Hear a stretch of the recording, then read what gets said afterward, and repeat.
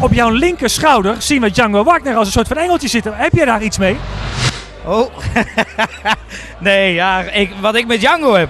Ja, prachtige muziek, een goede collega, lieve collega. En ja, gelukkig heel succesvol. En je moet het elkaar gunnen, zeg ik altijd. Ik gun het hem van harte. En ja, moet je luisteren, wie kent Django Wagner inmiddels niet? Ja, hoe zou ik het zeggen? Toch wel een heel succesvol jaar. We hebben natuurlijk allemaal te maken met de crisis. Ik zou liegen als ik zou zeggen dat het niet zo was. Maar ondanks dat, ja, toch een heel leuk jaar gehad waarop we terug kunnen kijken op superleuke optredens.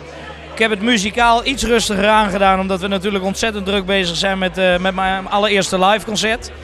En ja, op dit moment zijn we heel druk bezig in de studio met een nieuwe single, een nieuw album en het live concert. Dus ja, leuke dingen allemaal weer.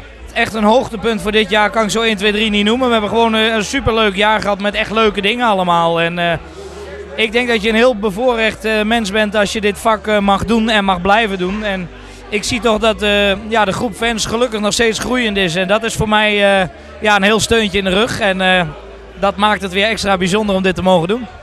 Het live concert komt eraan. En hoe is het met de voorbereidingen?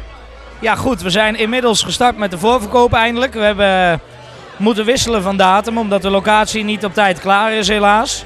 En ja, het wordt prachtig. Een spiksplinternieuwe locatie bij ons in Kampen. Een fantastische band. Ik word begeleid door Tilt.